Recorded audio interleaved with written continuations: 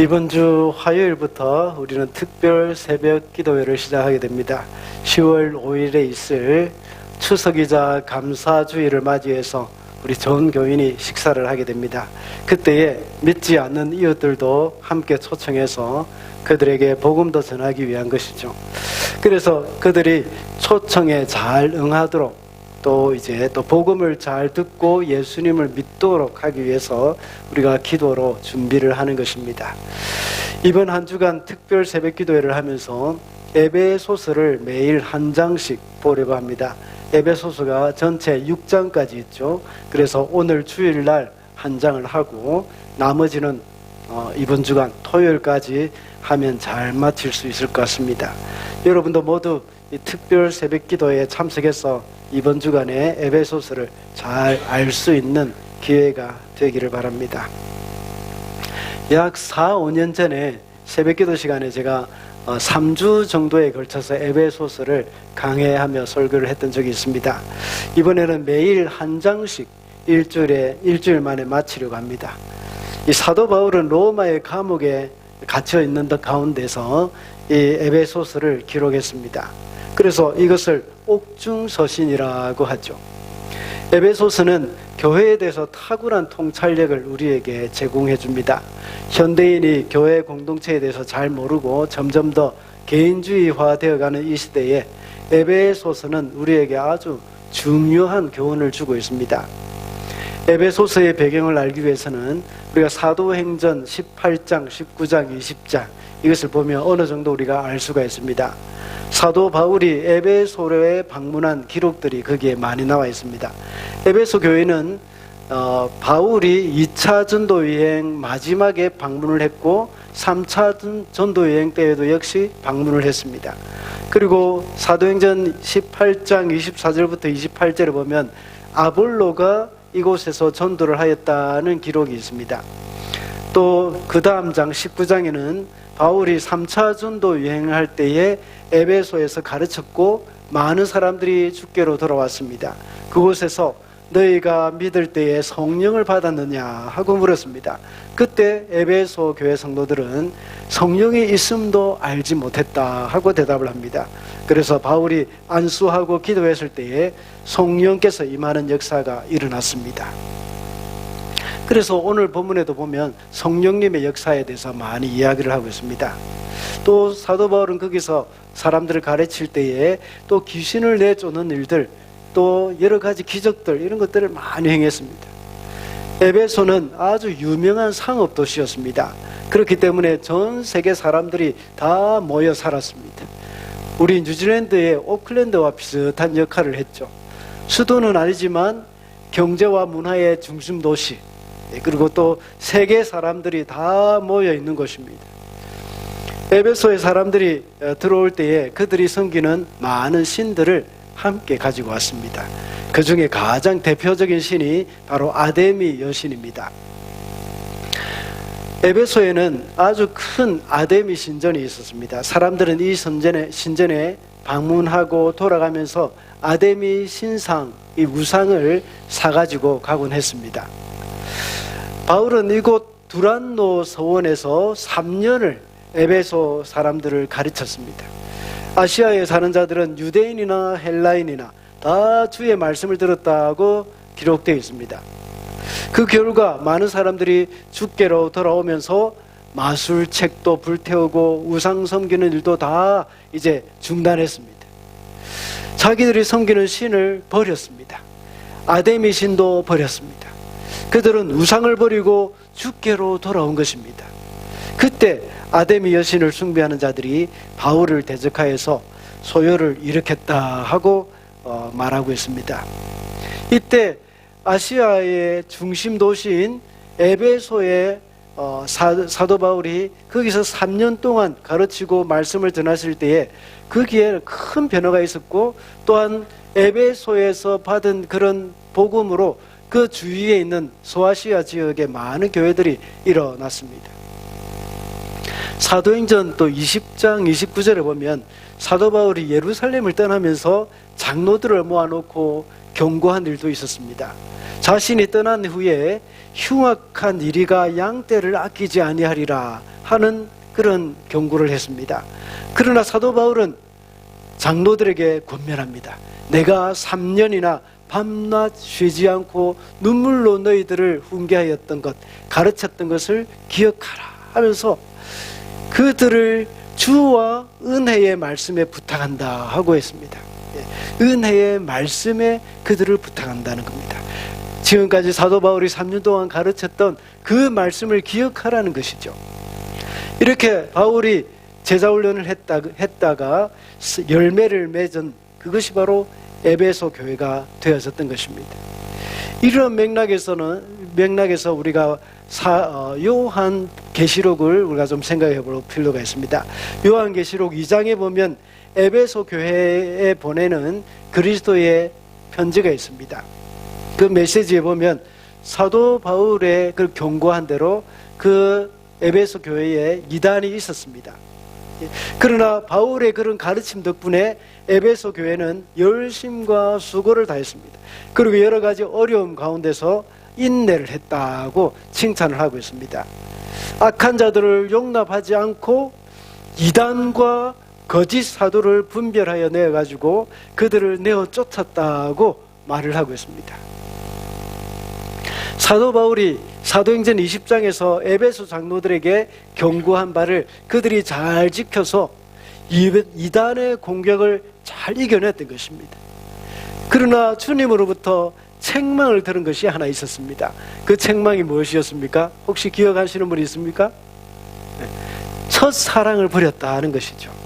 에베소 교회가 첫사랑을 잃어버렸다 하는 그런 책망을 들었게 된 것입니다. 이렇게 인내와 수고로 열심을 다했고 이단과의 싸움을 하다 보니까 그들에게 있었던 그 사랑, 이것이 식어버렸던 것이죠.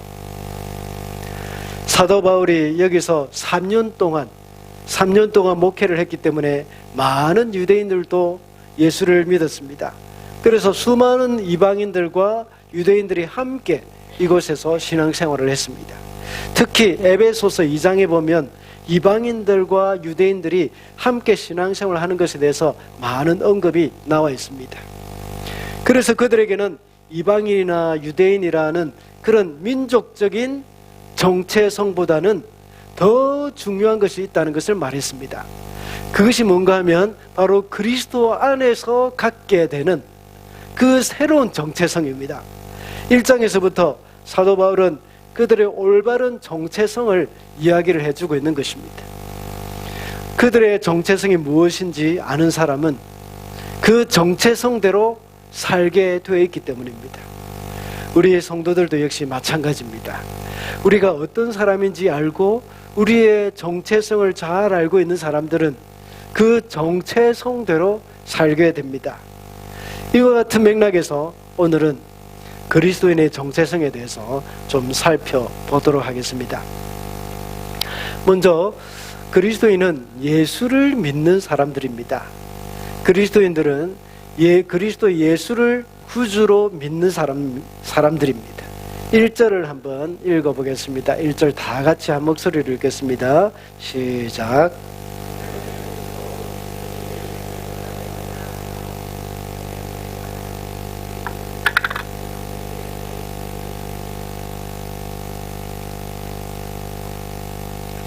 에베소서의 첫 문장부터 사도 바울은 그리스도 예수를 믿는 성도라는 말로 시작을 하고 있습니다. 이런 표현은 사도 바울이 보낸 다른 서신서들과 약간 차이가 있습니다. 다른 서신서에는 성도로 부르심을 받은 자 또는 어디에 있는 교회 이렇게 하면서 이 수신자들에 대한 언급을 하고 있습니다. 그런데 에베소 교회를 향해서는 그리스도 예수를 믿는 성도들에게 라고 표현을 했습니다. 그 이유가 무엇일까요? 에베소에는 이방신 아데미를 믿는 그 신으로 믿는 사람들이 대부분이었기 때문입니다. 에베소라는 큰 도시에 살고 있으면서 그 도시에 살고 있는 대부분의 사람들이 아데미 우상을 숭배하고 있었던 것이죠. 이런 사람들의 영향을 받고 있는 그 성도들에게 실제적인 권면을 하고 있는 겁니다. 사도 바울은 에베소 교인들을 가리켜 아데미를 믿는 자들이 아니라 그리스도 예수를 믿는 사람들이라고 말을 합니다. 에베소에 있는 다른 사람들은 모두가 아데미 여신을 믿고 있지만 너희들은 바로 그리스도 예수를 믿는 자들이라는 것을 말해주고 있습니다. 에베소에 살고 있는 다른 사람들은 아데미를 섬기면서 거기에 경제적인 이득을 많이 얻고 그렇게 살았습니다. 그래서 아데미 우상을 섬기는 것이 마치 그들의 정체성이 되어버렸던 것이죠. 그렇지만 에베소 교회 성도들은 그들의 정체성은 바로 그리스도 예수를 믿는 자들이라는 것입니다. 성도의 가장 기본적인 정체성은 바로 예수를 믿는 것으로부터 시작이 됩니다. 비록 교회에 출석을 잘하고 교회에서 봉사를 많이 한다고 하더라도 예수 그리스도를 믿지 않는 사람은 그리스도인이라고 할 수 없습니다. 우리가 읽은 에베소서 1장의 말씀은 에베소 성도들이 이렇게 해서 그 믿음, 어떻게 해서 그 믿음을 가질 수 있게 됐는지 그것을 말을 해주고 있습니다.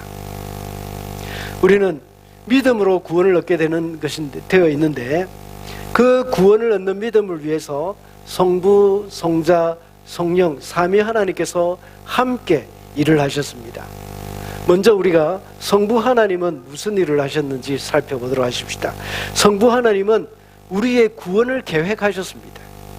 다른 말로 하자면 성부 하나님은 우리의 구원을 예정하신 것입니다. 5절에는 이렇게 말씀하고 있죠. 5절 제가 읽어보겠습니다.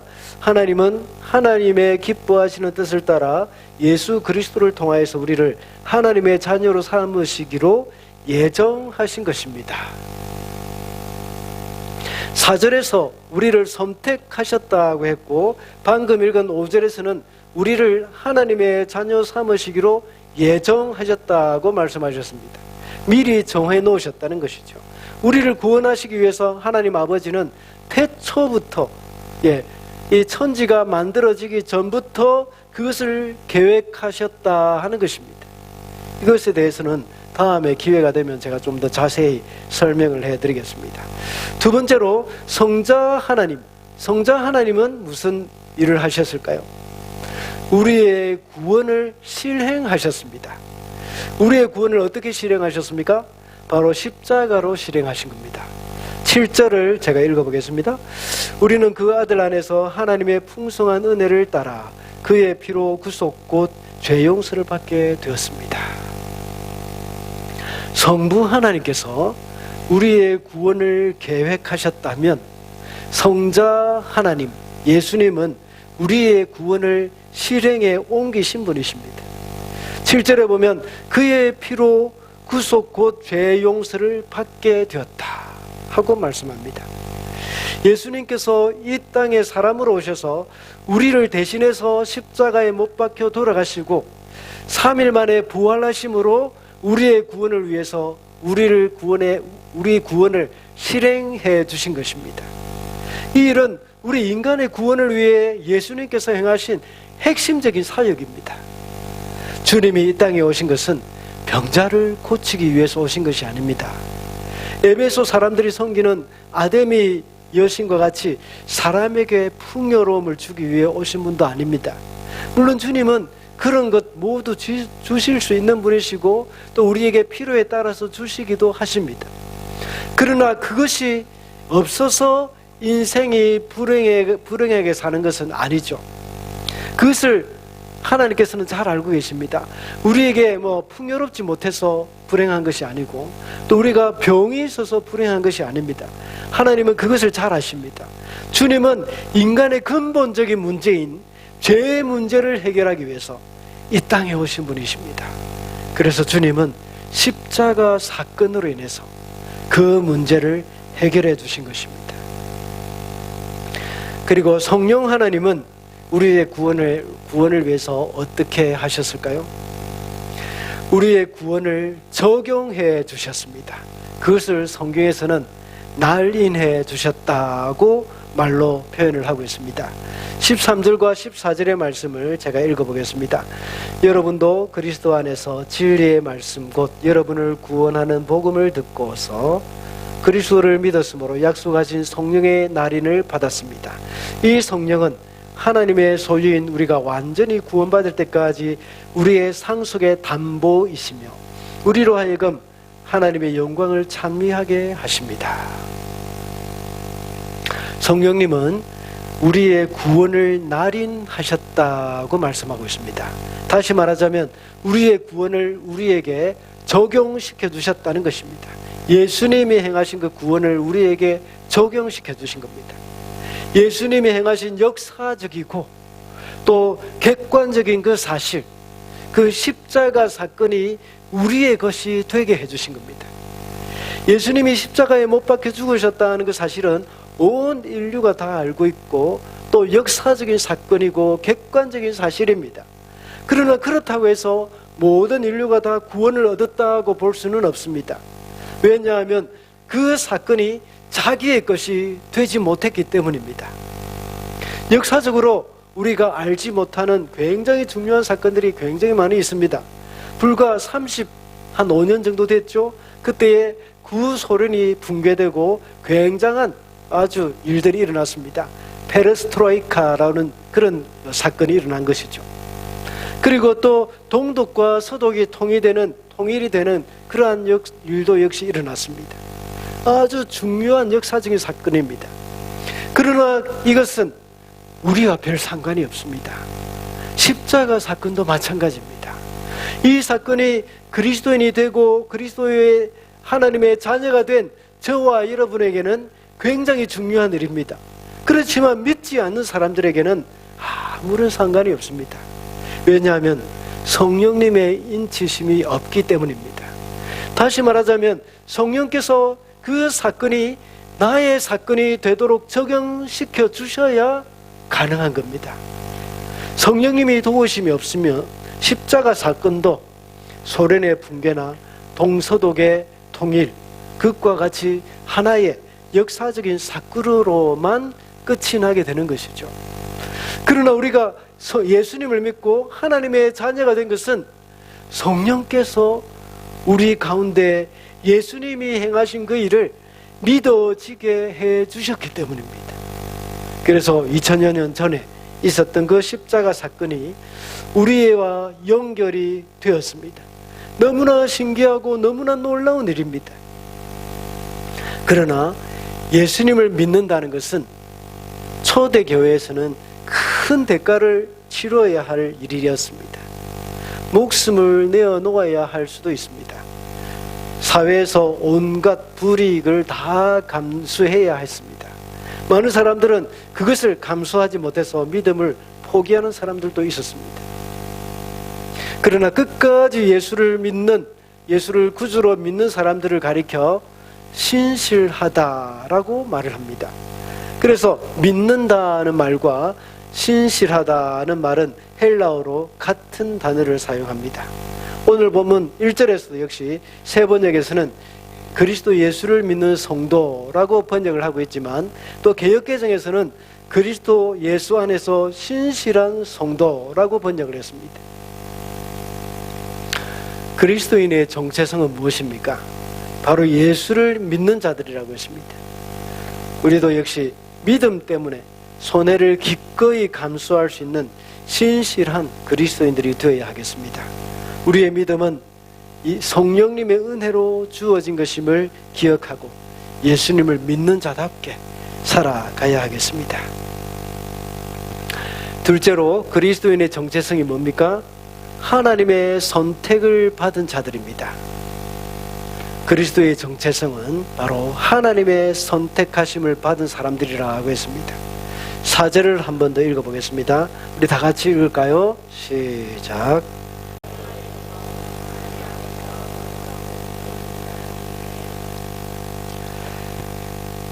하나님이 우리를 선택하셨다는 것은 보통 일이 아닙니다. 일은 정말 엄청난 일입니다. 너는 내 것이라 하고 침을 받아 놓은 것입니다. 천지를 창조하셨고 온 세상의 주인이신 하나님이 나를 선택하셨다 하는 것은 아주 기쁜 일이고 영광스러운 일입니다. 하나님이 언제 우리를 선택하셨다고 말씀하고 있습니까? 세상 창조 전에 우리를 선택하셨습니다. 그때는 우리가 하나님을 알기도 전이었고 우리 조상들조차도 태어나기 전에 하나님은 우리를 선택하셨습니다. 이 말은 우리의 선한 행동이나 우리의 노력과는 상관없이 선택하셨다는 것입니다. 얼마나 놀랍고 또한 자랑스러운 일입니까? 우리는 이런 하나님으로부터 선택을 받았다는 것은 이 세상의 가장 큰 기쁨이 되고 자랑이 되는 일입니다. 사도 바울은 에베소 교회 성도들에게 이 사실을 알려주고 있습니다. 제가 중학교 다닐 때에는 여학생들이 아주 좋아하는 가수가 한 명 있었습니다. 그 가수 누군지 혹시 아십니까? 조용필이라는 사람입니다. 그 여학생들은 조용필이 어디 와서 공연한다고 하면 아무리 멀어도 막 갑니다. 가서 그 공연하면서 소리 지르면서 막 좋아합니다. 선물도 보내고 편지도 보내는 것을 제가 보았습니다. 그러다가 공연 후에 이 조용필 씨가 악수를 한번 한 여학생이 있었습니다. 그 여학생이 어떻게 된 줄 압니까? 기절했다고 합니다.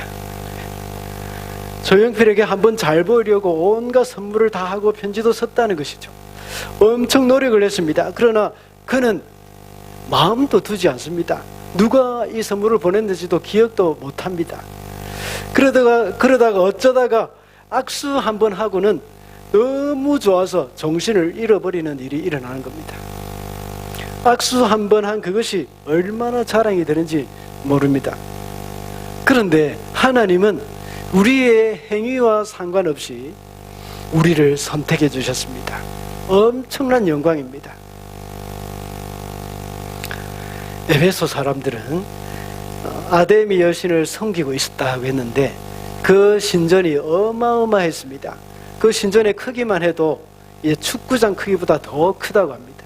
그러니 에베소 사람들은 그것을 대단히 자랑스러워했습니다. 그래서 에베소 사도행전 19장에 보면 크다 에베소 사람의 아데미여 하면서 이 에베소의 아데미 신, 이 신을 찬양하면서 2시간이나 외쳤다는 그런 기록도 있습니다. 실제로 사도행전 19장에서는 에베소 사람들 중에 은세공업자들은 자신들이 만들어서 팔고 있는 그 아데미 신상이 더 이상 팔리지 않았습니다. 그래서 경제적인 큰 타격을 받았죠. 그래서 밀란을 일으켰는데 그때 많은 무리들은 아데미의 이름이 더럽혀지는 것에 대해서 막 분노하였습니다. 그러나 사도 바울은 아데미 신을 이 사람들은 자랑하고 있지만, 자랑으로 여겼지만 아데미는 그들에게 아무것도 해주지 않는다는 것을 말해주고 있습니다. 무엇보다도 그들은 그들을 선택하지 않았습니다. 죽은 신에 불과하기 때문입니다. 오히려 그들이 아데미 신상을 만들어서 팔았습니다. 그들이 아데미 신을 선택한 것이죠. 이러한 이방 신들과는 달리 성도는 하나님의 선택을 받았습니다. 이방 신들은 자기들이 이 신을 섬길까 저 신을 섬길까 아데미 신을 섬겨야지 하면서 아데미 신을 선택했습니다. 그러나 하나님은 우리를 선택하셨다는 것입니다. 하나님의 에베소 교회 성도들을 선택하셨다는 것입니다. 하나님의 선택을 받은 우리는 어떻게 해야 합니까? 오늘 본문 3절에 보면 하나님을 찬양하라 하고 말하고 있습니다. 그리고 6절에는 우리를 선택하신 것은 찬미하게 하려 하신 것이다 하고 말씀하고 있습니다. 사도 바울은 하나님의 선택하심, 그리고 그리스도를 통해서 우리를 구원하신 그 주님, 성령님을 통해서 우리의 구원을 적용해 주신 그 하나님을 찬양하라는 것입니다.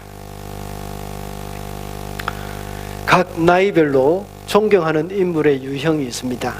어린 시절은 부모나 선생님을 존경합니다. 그리고 청소년기에는 유명인들과 또 운동선수, 연예인들을 존경한다고 합니다. 나중에 고등학교를 졸업한 후에는 철학자, 종교인, 사회운동가 이런 사람들을 좋아한다고 합니다. 그래서 그 사람들을 칭찬하고 환호하고 벽에다가 사진도 붙여놓고 그렇게 합니다. 선거철이 되면 어떻게 됩니까? 또 자신이 지지하는 정치인이 당선되기를 바라면서 그 사람을 위해서 열심히 일을 합니다. 환호합니다. 특히 우리나라는 좀 정도가 지나칠 정도입니다. 이 정치인의 이름으로 구호를 만들고 그 정치인을 위해서 노래까지 짓습니다. 그 사람을 찬양하는 노래를 합니다. 이 사람이 당선이 안 되면 마치 나라가 망하는 것처럼 생각을 합니다. 그러나 그리스도인들은 이 세상의 주인이 되시고 다스리시고 계시는 하나님을 좋아하고 하나님을 자랑스럽게 여겨야 합니다. 다시 한번 제가 말씀을 드리겠습니다.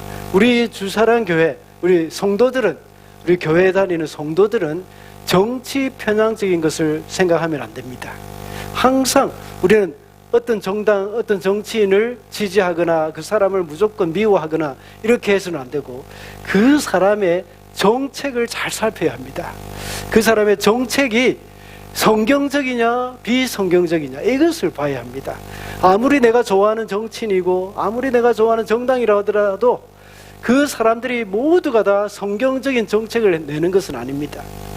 또 내가 싫어하는 사람이라고 하더라도 그 사람들도 역시 성경적인 정책을 가지고 있는 사람도 있습니다.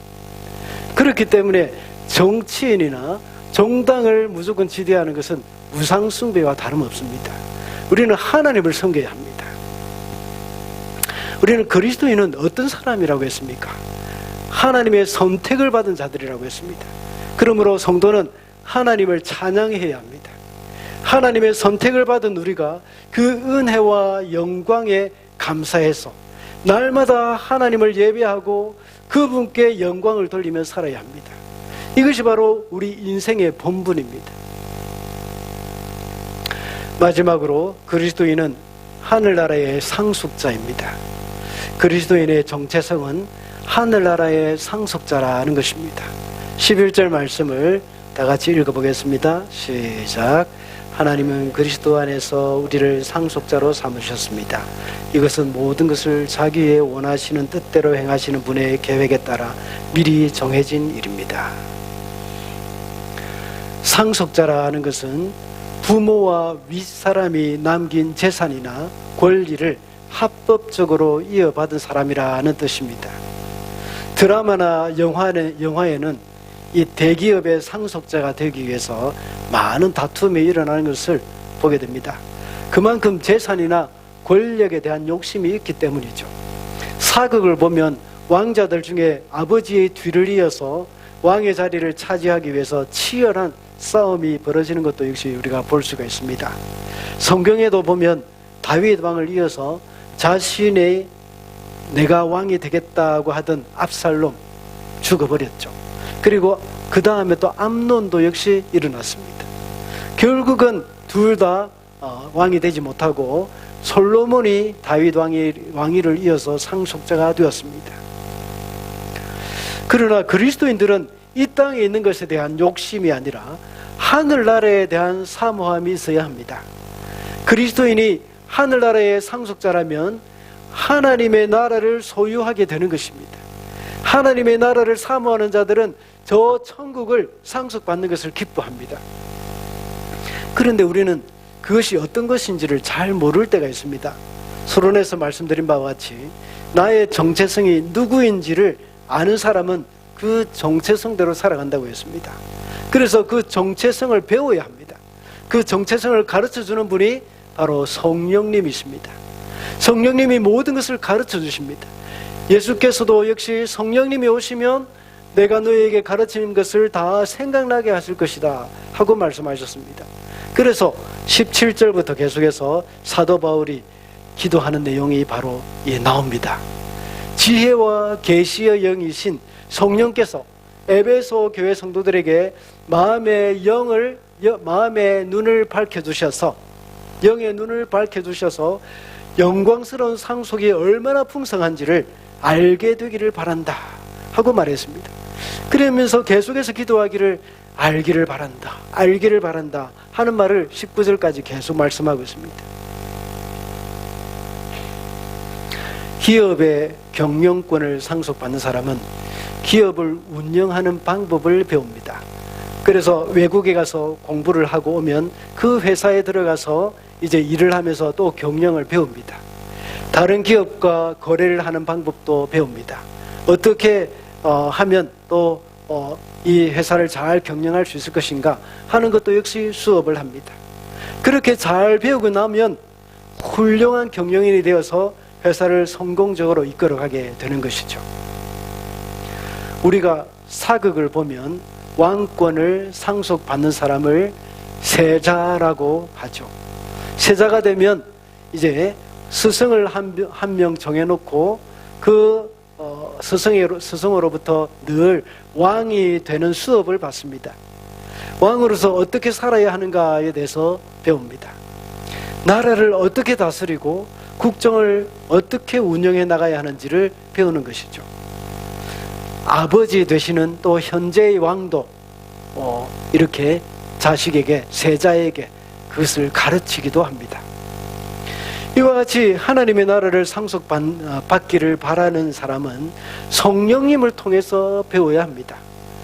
어떻게 배울까요? 주님처럼 살아가는 것을 배웁니다.